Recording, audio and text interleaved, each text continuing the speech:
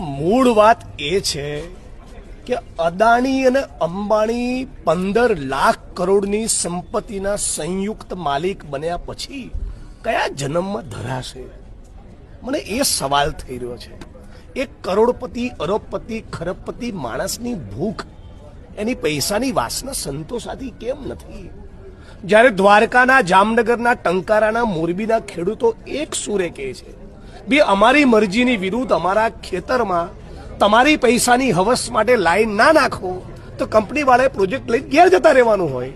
અને કંપનીવાળા માનતા ના હોય તો ભારતીય જનતા પાર્ટીની જે સરકાર ગાંધીનગરમાં બેઠી છે એણે અને જિલ્લા કલેક્ટર તંત્રે કંપનીવાળાને સીધા કરવાના હોય.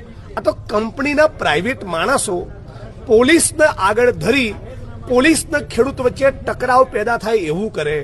ખેડૂતોએ રેલીઓ કરવાની, ધરણા કરવાના, અરજીઓ કરવાની, આવેદનપત્રો આપવાના, આજીજીઓ કરવાની, ટ્રેક્ટર રેલી કાઢવાની, હાઈકોર્ટમાં જવાનું, સુપ્રીમ કોર્ટમાં જવાનું. આવી લોકશાહી હોય? રવિશંકર મહારાજ, ઇન્દુલાલ યાજ્ઞિક, ગાંધી અને સરદારનું ગુજરાત આવું હોય? એટલે તમામ ખેડૂતો વતી અમારી એક જ માગણી છે કે ખેડૂતોની સામે તમે ટણીને પાવર ના કરો. પાવર કરવો હોય તો કંપનીઓની સામે કરો. એક ગામની અંદર કલેક્ટરશ્રીની સમક્ષ લોકોએ રજૂઆત કરી કે કંપનીવાળા ફૂલ દાદાગીરી કરતા હતા. આ બિલકુલ યોગ્ય નથી. આપણું ગુજરાત આવું ના હોવું જોઈએ. અને તમારે ખરેખર આટલી બધી ઉતાવળો હોય તો દરેક ખેડૂત જેના ખેતરમાંથી તમે વીજ લાઈન કાઢવાના છો 5-5 કરોડ જમા કરાવી દો ને એમના ખેતર, એમના એકાઉન્ટ પેલા વાત પતી જાય. તમારે 2-5 લાખમાં ખેડૂતને પટાઈને પોલીસને આગળ કરી, તંત્રને આગળ કરીને, દાદાગીરી કરીને એમની મરજીની વિરુદ્ધ લાઈનો નાખવી છે તો આ તો ગુજરાતના ખેડૂતો ચલાવવાના નથી. અને શક્યતા હશે તો